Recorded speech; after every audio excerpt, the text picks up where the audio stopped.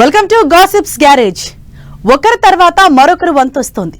అందుకే కొందరు సైలెంట్ అయ్యారు, ఇంకొందరు తామేం తప్పు చేయలేదు, తమనెవరేం చేయలేరంటూ మీడియా ముందుకు వచ్చి సెటైర్లు వేస్తున్నారు.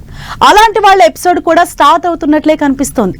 లేటెస్ట్ గా ఓ మాజీ మంత్రిపై మైనింగ్ కేసు నమోదైంది. ఇద్దరు మాజీ మహిళా మంత్రులకు ఏసీబీ దర్యాప్తు టెన్షన్ పెడుతోంది. ఇంకో మాజీ మంత్రి టార్గెట్ గా కేసుల ఎపిసోడ్ కంటిన్యూ అవుతోంది. ఆ నలుగురిలో ఫస్ట్ అరెస్ట్ ఎవరిది? ఆ మాజీ అమాత్యులకు కటకటాలు తప్పవా?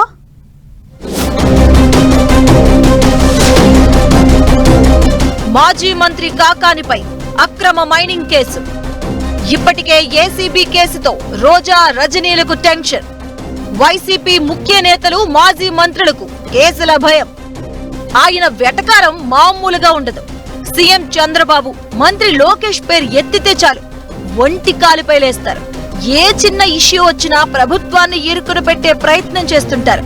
కూటమి ప్రభుత్వం వచ్చాక పార్టీ తరపున అపోజిషన్ వాయిస్ వినిపిస్తున్న మాజీ మంత్రి కాకాని గోవర్ధన్ రెడ్డికి మైనింగ్ మరకలు అంటున్నాయి. నెల్లూరు జిల్లాకు చెందిన మాజీ మంత్రి, వైసీపీ సీనియర్ నేత కాకాని గోవర్ధన్ రెడ్డిపై కేసు పెట్టారు పోలీసులు. నెల్లూరు జిల్లా పొదలకూరు మండలం తాటిపత్తిలోని రుస్తుం మైన్స్ నుంచి అక్రమంగా క్వార్టర్ ఖనిజాన్ని తరలించారనే ఆరోపణలతో కాకాని గోవర్ధన్ రెడ్డిపై కేసు ఫైల్ అయింది.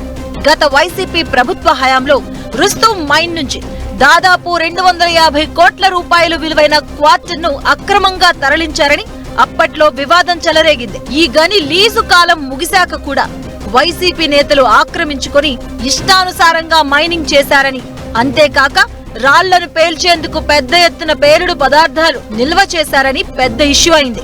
ఈ విషయంపై అప్పట్లో మాజీ మంత్రి సోమిరెడ్డి చంద్రమోహన్ రెడ్డి మైన్ దగ్గరే నిరసన దీక్ష చేపట్టారు. పేలుడుకు వాడే జెలటిన్ స్టిక్స్ తో పాటు పేలుడు పదార్థాలను అధికారులకు అప్పగించారు. అయితే అప్పట్లో వైసీపీ ప్రభుత్వానికి ఫిర్యాదులు చేసినా స్పందన లేదని కేంద్ర ప్రభుత్వం దృష్టికి తీసుకెళ్లారు సోమిరెడ్డి చంద్రమోహన్ రెడ్డి. దాంతో వెంటనే చర్యలు తీసుకోవాలని రాష్ట్ర ప్రభుత్వ ప్రధాన కార్యదర్శిని అప్పట్లో కేంద్రం ఆదేశించింది. అప్పటి నుంచి గనిలో మైనింగ్ యాక్టివిటీ తగ్గింది. టీడీపీ కూటమి ప్రభుత్వం అధికారంలోకి వచ్చిన తర్వాత ఈ అక్రమ మైనింగ్ పై సోమిరెడ్డి మరోసారి ఫిర్యాదు చేశారు. దీంతో ప్రభుత్వం విచారణ జరిపి 7గురిపై కేసులు నమోదు చేసింది. A4 గా కాకాని గోవర్ధన్ రెడ్డి పేరును చేర్చారు పోలీసులు. కాకాని గోవర్ధన్ రెడ్డి, సోమిరెడ్డి చంద్రమోహన్ రెడ్డి మధ్య ఎప్పటి నుంచో రాజకీయ వైరం ఉంది.